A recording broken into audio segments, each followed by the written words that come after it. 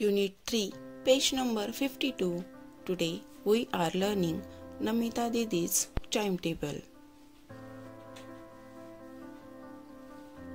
Namita gets up at 7 in the morning. Namita सकाळी 7 वाजता उठते. Gets up म्हणजे उठणे. And brushes her teeth. आणि ती तिचे दात घासते. Brushes म्हणजे दात घासणे. Teeth म्हणजे दात. Between 7 and 8 she does household work and goes through the newspaper. सकाळी 7 ते 8 च्या दरम्यान ती तिची घरातील कामे करते आणि वर्तमानपत्र वाचते.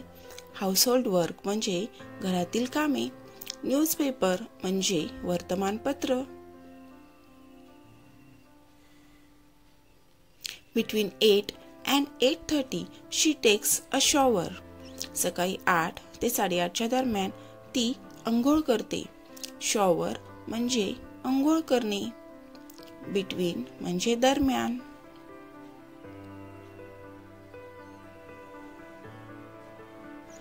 She eats her breakfast between 8:30 and 9. सकाळी 8:30 ते 9 च्या दरम्यान ती तिची न्याहारी करते. ब्रेकफास्ट म्हणजे सकाळचा नाश्ता किंवा न्याहारी. Between 9 and 10 she attends a driving class. She is learning to drive car. सकाळी 9 ते 10 च्या दरम्यान ती वाहन चालवण्याच्या तासाला हजर राहते आणि ती मोटारगाडी चालवायला शिकत आहे. अटेंड्स म्हणजे हजर किंवा उपस्थित राहणे. लर्निंग म्हणजे शिकणे. ड्राईव्ह म्हणजे गाडी चालवणे. Between 10 and 10:30 she packs her lunch and gets ready to go. सकाळी 10 ते 10:30 च्या दरम्यान ती तिचे दुपारचे जेवण डब्यात भरते आणि ऑफिसला जाण्यासाठी तयार होते. लंच म्हणजे दुपारचे जेवण. Between 10:30 and 11 she travels to her office. सकाळी 10:30 ते 11 च्या दरम्यान ती तिच्या ऑफिसला जाण्यासाठी प्रवास करते. ट्रॅव्हल म्हणजे प्रवास करणे. From 11 to 5 she is at work. सकाळी 11 ते संध्याकाळी 5 पर्यंत ती तिच्या ऑफिसमध्ये काम करते. वर्क म्हणजे काम. She comes home at 5:30 in the evening and takes tea. ती संध्याकाळी 5:30 वाजता घरी येते आणि चहा घेते. इव्हिनिंग म्हणजे संध्याकाळ आणि टी म्हणजे चहा. Then she goes jogging in a park from 6 to 7 in the evening. त्यानंतर संध्याकाळी 6 ते 7 च्या दरम्यान ती एका उद्यानात पळण्याच्या व्यायामाकरता जाते. जॉगिंग म्हणजे पळण्याचा व्यायाम आणि पार्क म्हणजे उद्यान किंवा बगीचा.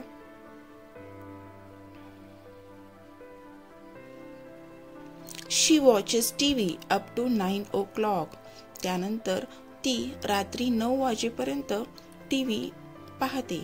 वॉच म्हणजे पाहणे. अप टू म्हणजे पर्यंत.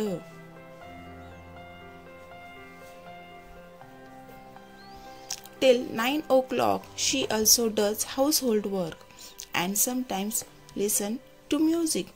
रात्री 9 वाजेपर्यंत ती घरातील कामे सुद्धा करते आणि कधी-कधी संगीत देखील ऐकते.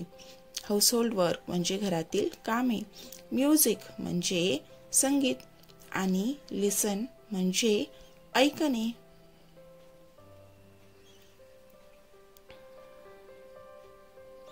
She takes dinner at 9.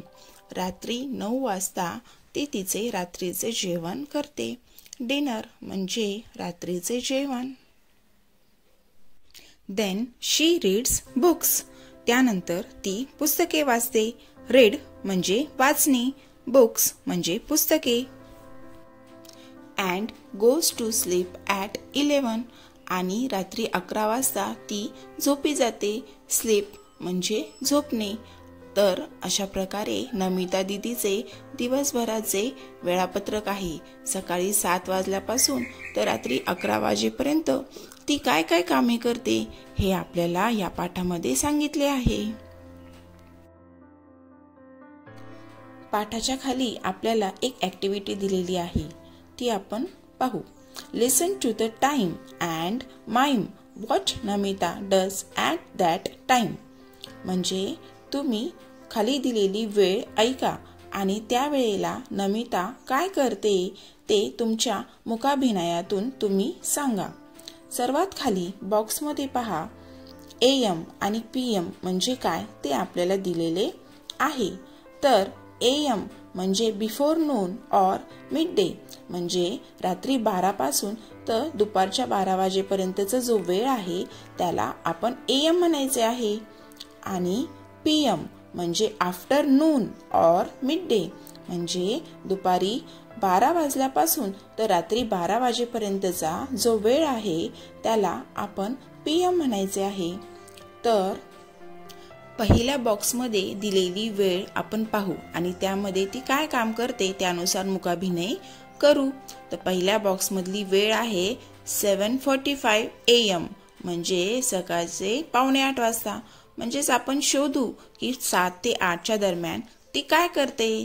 चला तर मग 7 ते 8च्या दरम्यान तर ती she does household work and goes through newspaper, म्हणजे ती सकाळी 7 ते 8च्या दरम्यान म्हणजेच 7:45 वाजता घरातील कामे करते आणि न्यूजपेपर म्हणजेच वर्तमानपत्र देखील वाचते.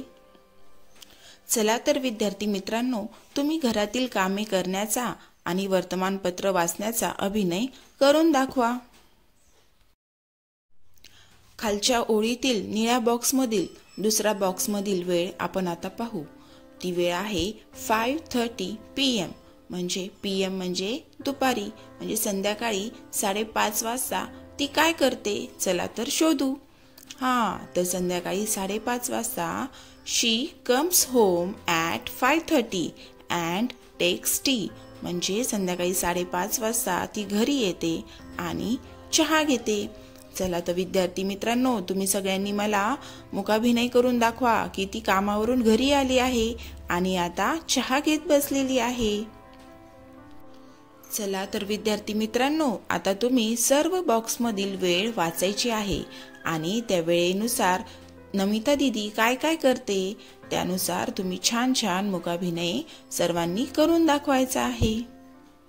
तर अशा रीतीने आपला नमिता दीदीज टाइम टेबल हा पाठ संपलेला आहे. तुम्ही सर्वांनी छान एन्जॉय केलं की नाही?